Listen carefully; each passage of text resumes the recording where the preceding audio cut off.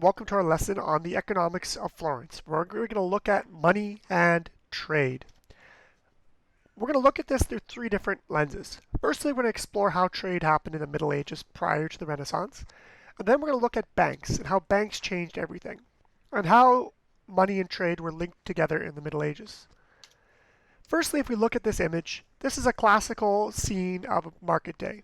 Everyone came with their own products, whether you were a farmer who sold pigs or a merchant who sold cloth, and you would trade. You would trade your cloth for meat. You would trade your grain for wine.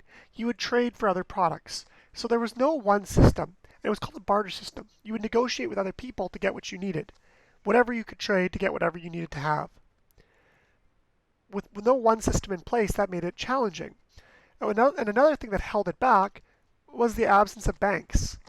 Before the Renaissance, Christians weren't allowed to charge interest. In a bank, when you take a loan, you agree to pay a certain percent back. You borrow $100, you pay $110.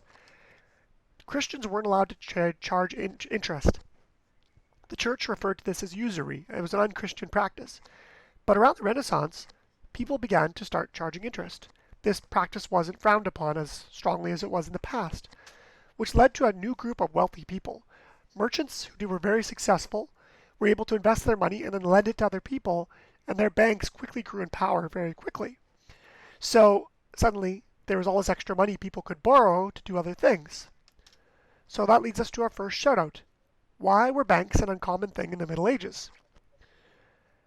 Of course, there were the church laws on usury, the idea that charging interest is unchristian, barter systems, and also there was no one system of money. One group that really rose to prominence were the Medici. The Medici founded one of the first banks of Florence, but very quickly they founded banks across Europe.